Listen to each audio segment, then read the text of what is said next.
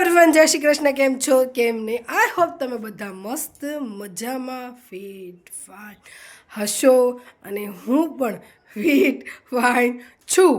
તો તમને માધવના અને માતાજીના દર્શન નહીં કરાવું કારણ કે રેડી કરવાના બાકી છે.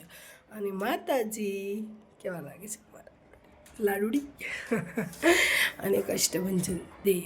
તો આજે તારીખ અપડેટ આપી દઉં. આજે છે મંગળવાર અને 4 તારીખ ફાગણ સુદ પાંચમ. તો યસ 14 તારીખે ધૂળેટી આવી રહી છે. હોળી પ્રારંભ જૈન ફાગણ અષાઢ પ્રારંભ. હા બેટા હું વ્લોગ ચાલુ. બુધવાર છે 5 તારીખ છે તો બુધવાર.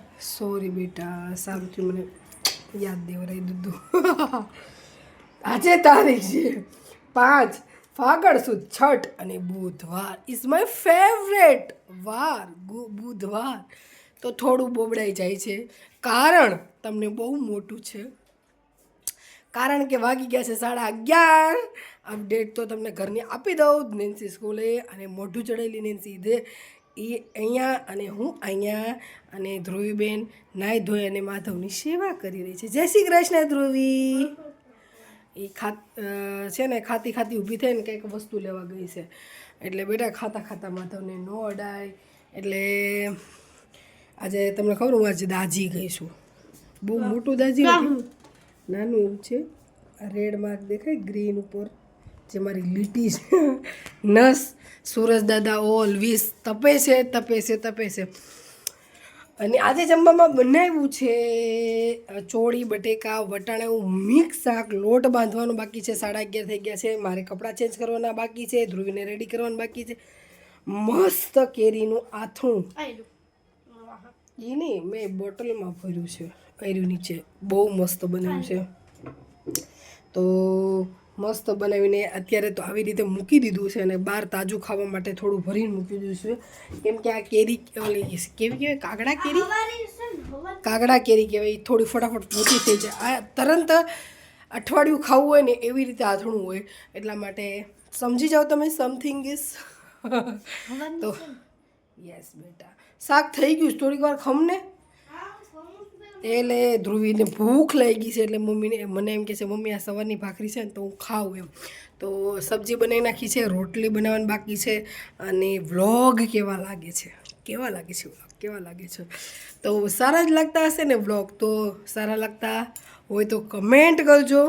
અને આજે બોલો કેટલું લેટ થઈ ગયું છે. દુકાને ચેતનનો ફોને આવી ગયો કેમ તું હજુ આવી નથી, પણ બધું ક્લિયર કેમ કે મેં વેફર જે સૂકવી હતી. યસ વેફરની અપડેટ દેવાની બાકી છે. તો બધું ઘરમાં બધે છે ને વેફર એટલી મસ્ત પીળી તો પીળી વેફર થઈ છે ને તો કેમ બતાવું સુકાઈ ગઈ છે એકદમ મસ્ત. બોલો હજુ તો પાક્યું નથી એની પહેલાં કે ખાવું છે. કાંઈ વાંધો નહીં શાક તો થઈ ગયું છે એટલે સાંજે લગભગ તળી દઈશ કારણ કે ચા જોડે. અત્યારે તો શાક બની તો ખોટું તેલ પાછું કડાઈમાં મૂકું કારણ કે ડબ્બો નવો લીધો છે તો એને તોડવાનો છે. અને મને મને કબાટ હવે તો મને કબાટ સંકેલવાનું મજા આવે છે પણ મને એક તેલનો ડબ્બો તોડવો ને મને એટલું એમ ટફ લાગે ને કે એની વાત જવા દો. પહેલાં મને ગેસનો બાટલો કપડાં મેસી હોય ને કબાટમાં એ હરખા કરવા પેકિંગ કરવું તેલનો ડબ્બો બોટલ ગેસની ખોલવી એ બધું જ મને એમ લાગતું હતું કે એકદમ બોરિંગ અને એવા કામ લાગતા હતા કે મને જરીકે ન ગમે. તો આમાં ઓલમોસ્ટ થોડાક કામ તો મને ચલાવી લીધું છે પણ હજુય તેલનો ડબ્બો તોડવાનો આવે ને તો મને એમ થાય કે માથાનો ખાશે. કાંઈ નહીં આપણે કરશું. બસ બેટા બસ. તો ચલો બપોર પછી મળીએ કેમ કે હવે અડધી કલાક નથી 20 મિનિટની અંદર રોટલી કરવાની છે. લોટે બાંધવાનો છે. સ્લાડ સુધારવાનું છે. ધ્રુવીનું માથું કોમ કરવાનું છે. 2 ચોટલા લેવાના છે. નાસ્તાનો ડબ્બો તો ભરાઈ ગયો છે. ધ્રુવીને છે ને રોટલી 2-3 કરી અને મસ્ત ચોળી દેવાનું છે જેથી કરીને મારો દીકરો ખાઈ પીને જાય. અને બસ એ સમથિંગ છે બીજું કશું છે નહીં. હાશ હવે તો થાકી ગઈ છું હવે કામે કરવાનું છે, બપોરે સુવાય મળવાનું નથી, કેમ કે આજે હું સવાર નથી ગઈ ને એટલે મારે બપોરનું જે બધું કામ દુકાનનું હોય ને કવર કરવું પડે. નકર તો ચેતન આમ મોડી આવે છે, આમ થાય છે, કામ કરતી નથી, એડજસ્ટ કરતી નથી, લા લા લા લા લા લા લા લા લા લા મેં લા. તો થક થક ગઈ તો હવે કોને કેવું થક ગયું, એટલા માટે એનું સાંભળવા કરતાં 1 કલાકની નીંદર ડિલેટ કરી દઈશ. રાતે વહેલા સૂઈ જઈશ. અને બીજા બટેકા લાવવાના છે. ચેતનને કીધું સારું થયું આજે મહેશભાઈને એ લોકો લેવા જવાના હતા, પણ 7 વાગે. એ ચેતન થોડીક મિસ્ટેક કરી. એણે શું કીધું હતું કે 7 વાગે અમે લોકોને બટેકા લેવા જવાના છે. એમ નહોતું કીધું કે પ્રિયા 7 વાગે મને અને મહેશને ઉઠાડી દેજે એટલે અમે વહેલા હાર જઈએ, કેમ કે 8 વાગે તા એ લોકોને 8 સાડા 8 થતાં આવી જવું પડે, કેમ કે મહેશભાઈને કામે જવાનું હોય ને એટલા માટે. હવે 8 વાગે મેં ફોન કર્યો કે મહેશભાઈ તમે આવ્યા કેમ નહીં. મહેશભાઈ કે હવે 8 વાગી ગયા છે એટલે હવે મેળ નહીં આવે કાલે. એટલે ચેતનનો પ્રોબ્લેમ હતો, ચેતનનો વાક હતો, એટલે સજ્જન કંઈ બોલ્યા નહીં. એમ કરીને કે કાલે લઈ આવશું. હું તો કહું છું અઠવાડિયા પછી જાય ને તો થોડું ઘણું મારે રિલેક્સ થાય અને થોડુંક આરામ મળી જાય, બીજા કામ થઈ જાય સ્મૂથલી રીતે. અને ઓકે, હું અત્યારે તમને જય શ્રી કૃષ્ણ કહી દઉં. ખાઈ લીધું ને એટલે. Oh my God. તો કે કાંઈ નહીં, બપોર પછી મળીએ. બાય. વાગી ગયા છે રાઈટ રાતના 11:10. તો હું આવી ગઈ છું દુકાનેથી ઘરે. આજે અમે જમવામાં કર્યું હતું સરકારી, ઓ બાપા, સરકારી જમવાનું, ચા ભાખરી. ધ્રુવીય અને નેન્સી છે ને ત્યાં બેગ પેક કરે છે, સ્કૂલે જવાનું સવારે રાતે જ કરી. રોજ તમને માધવના દર્શન કરાવું છું, માતાજીના દર્શન કરાવું છું. કોમેન્ટમાં જય શ્રી કૃષ્ણ, માધવનું નામ, સાળંગપુર દાદાના દર્શન કરાવું છું, બધા જાગતા દર્શન કરું છું. આજે વ્લોગ મેં 1.5 વર્ષ થયા, સૂતા માધવના દર્શન મેં કોઈ દિવસ કરાવ્યું નથી, આજે એ કરાવ્યું. તો માતાજી તો છે આપણી માં.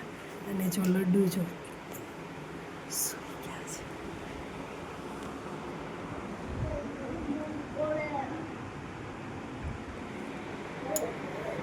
તો સુવાનું 99.99 કામકાજ છે ને ધ્રુવી કરે છે, ઉઠાડવાનું નેન્સીબેન કરે છે. કેમ કે અમારા ઘરમાં પહેલું 99.99 ઉઠે તો નેન્સી, એટલે ઉઠે એટલે પહેલું સ્નાન નેન્સી જ કરે છે, કેમ કે હું બીજું આડું આડું કરતી હોય ને એટલા માટે. તો મારે જે જમણો પગમાં દુખાવો હતો એ તો હતો જ, પણ એ ધીરે ધીરે શાંત થઈ ગયું હતું. આજ નવું કાંડ ડાબા પગમાં અમે કર્યું છે. અમે 2 મા દીકરી બી હારે થયું છે. ધ્રુવીને શું કરવા થયું છે હું તમને સોજો ને એ બધું બતાવું. બાપા, ઓય બાપા રે, હાઈશ માતાજી મને બચાવી. દેખો આજે દેખાય છે આ સોજો, આ નવું થયું છે. એ બા આ દેખાતું હશે એકદમ લાલ લાલ, આટલો બધો સોજો ચડી ગયો છે. અને ધ્રુવી પણ કહટાય છે એનો પગ લઈ. એ બા જો મને દુખાડ્યું. હાશ, 2 મા દીકરીને એ જ શોખ છે ડાબુ. શું કામ, કેવી રીતે મારી કહાની છે. ધ્રુવીની તો મને ખબર નથી. ધ્રુવીને તો થામતા મને બહુ લવકા મારવા મળ્યું.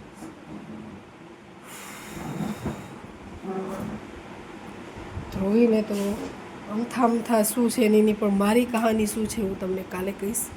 બ્લોગમાં બન્યા રહેજો, કાલે સાંભળવા મળશે નવું કુરાફાતી. તો બધા લાઈક છે, સબસ્ક્રાઈબ કરી નાખજો, કમેન્ટ કરી નાખજો. જે પગથી આ ઘીરે મારા બાપ કમેન્ટ કરી નાખજો. ધ્રુવી આપણે બ્લોગનો એન્ડ કરીએ છીએ ફટાફટ. આજે એ લગભગ નહીં આવે, કેમ કે એને પગનો પંજો દુખે છે. શું કરવા દુખે છે તો આ બ્લોગનો એન્ડ તો કર મારી જોડે. લાઈક છે, સબસ્ક્રાઇબ કરી નાખજો અને કોમેન્ટ એમ નહીં, લાઈક છે, સબસ્ક્રાઇબ કરી નાખજો અને કોમેન્ટ કરજો અને બેલ આઇકન દબાવજો, જેથી કરીને અમારો વિડીયો આગળ વધે. બાય.